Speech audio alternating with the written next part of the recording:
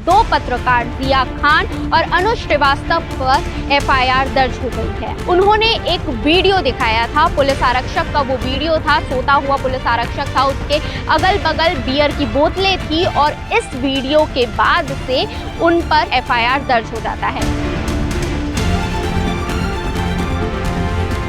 एक ऑडियो निकलकर सामने आता है जिस ऑडियो में कहा जा रहा है कि जो पत्रकार है वो खबर रोकने के लिए पैसा मांग रहे हैं। उस ऑडियो में उनकी आवाज नहीं आई है, उसके बाद भी उन पर एफआईआर दर्ज कर दिया गया है।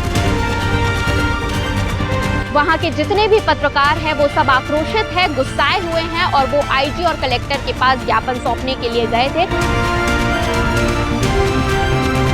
पत्रकारों का काम क्या है? सच्चाई को उजागर करना, सच्चाई को आप जनता तक पहुंचाना। लेकिन इसी सच्चाई को दिखाते दिखाते जब किसी पत्रकार पर एफआईआर दर्ज हो जाता है तो आपकी क्या प्रतिक्रिया रहेगी? क्या है पूरा मामला, आपको विस्तार से बताते हैं। नमस्कार, आप देख रहे हैं सीजी भास्कर, मैं हूं आस्था तिवारी और ये पूरा मामला बिलासपुर से निकलकर सामने आया है, जहां के दो पत्रकार जिया खान और अनुज श्रीवास्तव पर एफआईआर दर्ज हो गई है। अब क्यों हुई है? उन्होंने एक वीडियो दिखाया था, पुलिस आरक्षक का वो वीडियो था, सोता हुआ पुलिस आरक्षक था, उसके अगल बगल बियर की बोतलें थी और इस वीडियो के बाद से उन पर 2 से 3 दिन होता है और उन पर एफआईआर दर्ज हो जाता है। अब एफआईआर दर्ज किस बेसिस पर होता है? एक ऑडियो निकलकर सामने आता है जिस ऑडियो में कहा जा रहा है कि जो पत्रकार है वो खबर रोकने के लिए पैसा मांग रहे हैं, लेकिन उस ऑडियो में उनकी आवाज नहीं आई है, उसके बाद भी उन पर एफआईआर दर्ज कर दिया गया है, जिसे लेकर वहां के जितने भी पत्रकार हैं वो सब आक्रोशित है, गुस्साए हुए हैं और वो आईजी और कलेक्टर के पास ज्ञापन सौंपने के लिए गए थे। उनका ये कहना है कि इस पर निष्पक्ष जांच होनी चाहिए। पत्रकार सुरक्षा नियम जो कि है, उस नियम के तहत जब तक सही से जांच नहीं हो जाती किसी पर भी एफआईआर दर्ज नहीं किया जा सकता। और इस पूरे मामले में यही बताया जा रहा है कि निष्पक्ष जांच नहीं हुई है, उसके बाद भी एफआईआर दर्ज कर दिया गया है। इस पर दिलीप का ये भी कहना है, वो ये कह रहे हैं कि अगर वो दोषी पाए जाते हैं तो बिल्कुल उन पर केस दर्ज होना चाहिए, लेकिन अगर वो निर्दोष है तो ये जो एफआईआर दर्ज हुआ है वो खारिज हो जाना चाहिए। बाकी आप आगे सुनेंगे क्या कुछ पूरा मामला है और इसके अलावा हम आपको वो वीडियो भी दिखाएंगे जिसे उस पत्रकार ने, जिया खान और अनुज श्रीवास्तव ने दिखाया था, जिसके बाद उन पर एफआईआर दर्ज हो जाता है। लेकिन ये सबसे बड़ा सवाल ये खड़ा होता है कि क्या उन्हें फंसाने की ये साजिश हो रही है?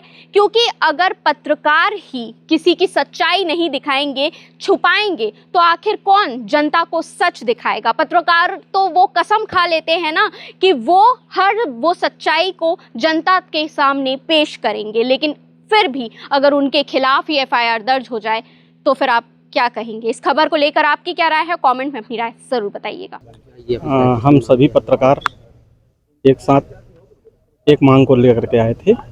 पिछले दिनों एक वीडियो वायरल हुआ था सिविल लाइन थाने के आरक्षक का, जिसमें सोए हुए हैं, जूता पहन करके, वर्दी भी है, दूसरे कमरे में बोतल रखी हुई है शराब की। उन खबरों को जो चलाए जिया खान और कई लोग चलाए, उसके बाद दूसरा या तीसरा दिन एक और ऑडियो वायरल होता है।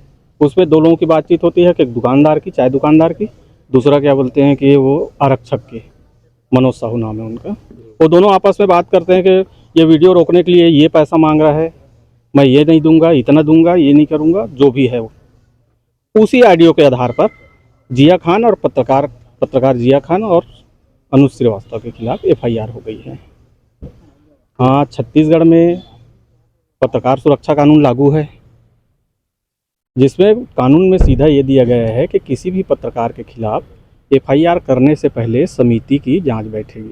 समिति में उप पुलिस अधीक्षक रैंक से बराबर के वो रहेंगे, अधिकारी शामिल रहेंगे, सहायक संचालक जनसंपर्क भी शामिल रहेंगे, 3 पत्रकार रहेंगे, उसमें 1 महिला पत्रकार रहेंगी। ये सारे प्रावधान हैं और ये नियम क्या बोलते हैं 2016 से लागू है और ये कानून बन गया है 2023 से। उसके बाद भी इस तरह की ना ही कोई जांच हुई है ना कुछ भी हुआ है। तो हम सिर्फ यही मांग करने आए थे कि यदि ये क्या बोलते हैं दोषी हैं तो प्रक्रिया के तहत इनकी जांच की जाए और दोषी मिलते हैं तो निसंदेह इन पर एफआईआर की जाए, धारा बढ़ाने लायक है तो धारा बढ़ाई जाए, और यदि ये क्या बोलते हैं कि ये वो मिलते हैं, निर्दोष मिलते हैं, तो ये एफआईआर को रद्द किया जाए। क्या और आश्वासन मिला है इसमें? आश्वासन आईजी साहब ने ये कहा है कि मैं इसको दिखवाता हूँ और जो भी होगा प्रक्रिया के तहत होगा, नियम के तहत होगा, आप लोग के साथ कोई चीज़ बुरा नहीं होगा।